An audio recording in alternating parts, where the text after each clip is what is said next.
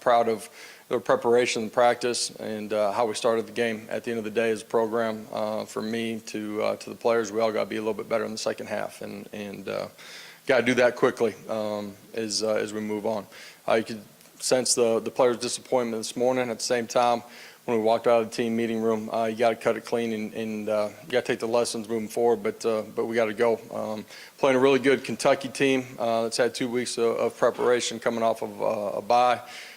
Extremely physical football team on both sides of the line of scrimmage.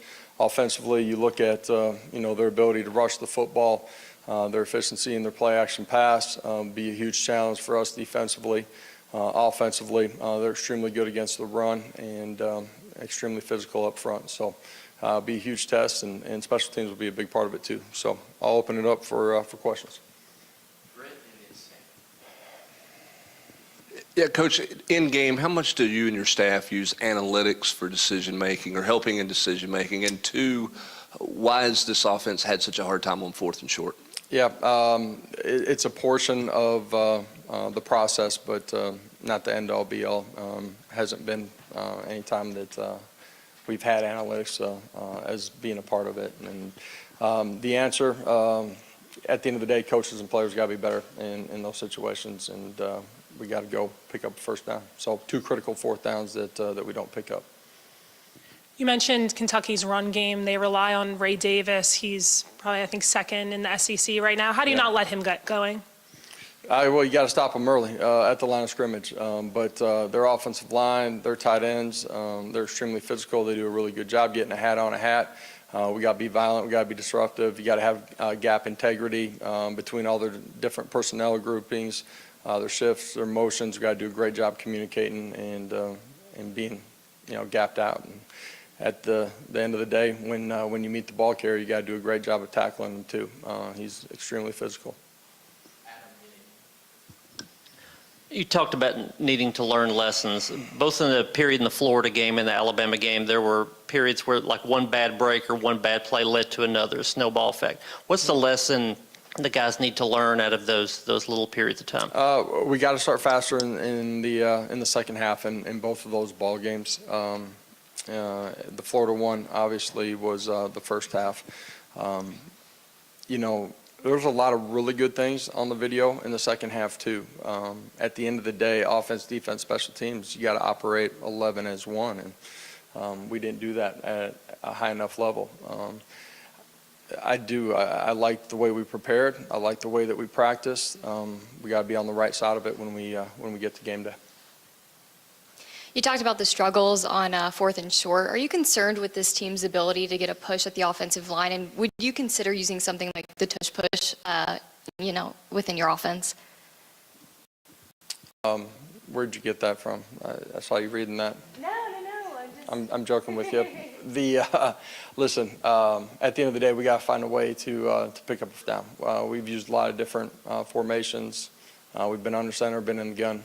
We've used it all. So we got to find a way to pick it up in those 2 critical situations. Obviously, I'm sure there's a lot of reasons for it, but last year you guys were so good deep middle and intermediate middle. You guys haven't been as productive this year. I know there's a lot of reasons for it, but is there 1 or 2 reasons you think haven't gone as well for you that you need to get better at? The beginning part of your question, I'm sorry. No, I was just saying that obviously there's a lot of reasons for maybe not having as much effectiveness down the field and intermediate to deep throws in the middle of the field. Well, what needs to be better there?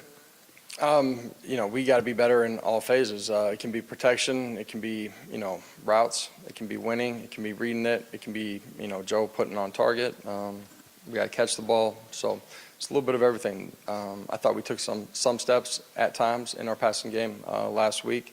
We got to continue to improve here as we go. Coach, in the back here, after the game, you said you'll go to war with these guys. Yeah. What makes this team mean so much to you? What are the characteristics that make you feel that way about them? First of all, they invest the right way. They prepare the right way. They're willing to go lay it out on the line. Everybody in the program is disappointed with the result, but you can't be strictly results driven. I know that's how everybody, views the game. I get that. We do too. But these guys continue to compete and play extremely hard. So we got to grow. We got to make up the difference and be on the right side of it for sure. But this group's willing to invest, compete, and go play. Josh, Joe was obviously able to get going running the football, but what weren't the running backs doing or the running game with the traditional run that didn't allow y'all to have success like y'all had been the last couple of weeks? You give them some credit too. They did a good job, destructing blocks and making plays, being physical at the point, making tackles in space. We weren't always on the right side of it, and that's the running back. It's our front five. It's tight ends. We needed to be a little bit cleaner in that one, but also knowing the type of opponent that we were playing too. But we can be better normal downs and situationally too.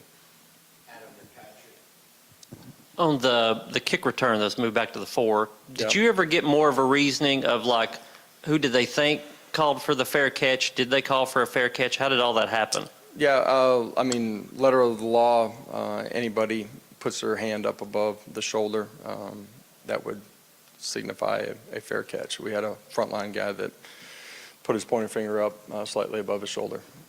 Is he coached to do that? No, he's not coached to do that, no. Josh, when you went back and watched Joe's performance, what did you like, and what are some things that he needs to fix going into the next game? I thought he continued to compete, continued to fight throughout the course of the ball game. Really good decision making for a majority of the football game. Was accurate with the football. I thought he made plays with his feet. Some of that was in quarterback run game, some design, some not. Some of it was him scrambling around, making some plays. So there were some positive signs. Rob did West. Coach, your team has basically played 2 bad quarters this year, and then you've been 7-0. Is there a common denominator between second quarter games? Man, welcome to college football, right? You got to be on the right side of it. You got to find a way to make the plays that make the difference, and also understand that this game's not going to be perfect. We see really good players and coaches on the other side of it too. I talked about earlier that I like this team because they invest, they prepare, they play hard. We got to be a little bit sharper. And in the first ball game, I didn't think we reset. In this one, some unique things happened, and we didn't get going on the right side of it. But we got to cut it clean, and we got to move forward in this one too. Josh, sort of expanding on that, to only really have a couple of bad quarters and that to be 2 losses during a season, when you're trying to coach young people, how do you explain to them how fine those margins are and how much things have to be really, really good for 60 minutes without making people think they have to be perfect or pushing too hard?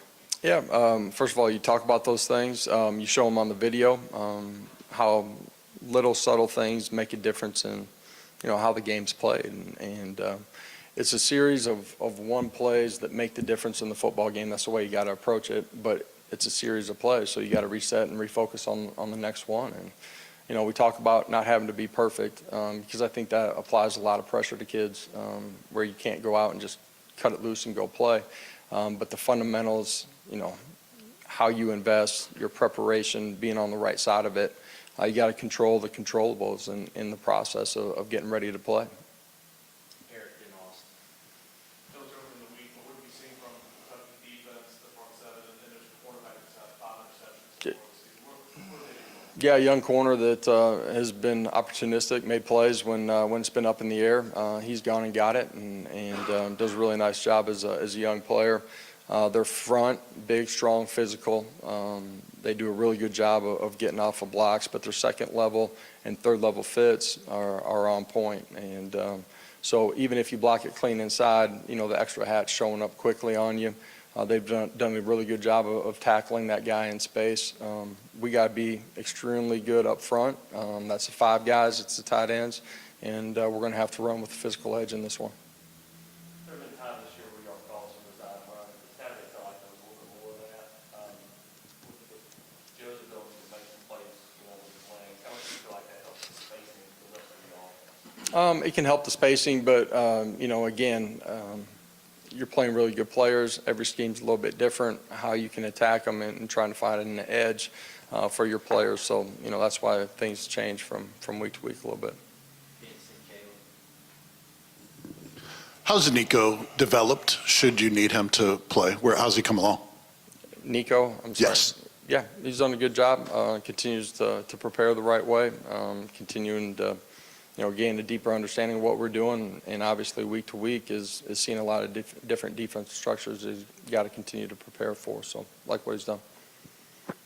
I'm sorry, I couldn't understand if it was DeNico or Nico. Building on the Joe Milton running question, have you talked to him at all about choosing when to lower his shoulder and then choosing when to avoid contact and maybe Yeah, get out of bounds? everybody's, the end of their runs are a little bit different, their ability to slide, their comfort, dive, get down, situationally too, the hidden yards in the game when needed. There's times when, he should probably get down, but again, I like the way that he ran the football.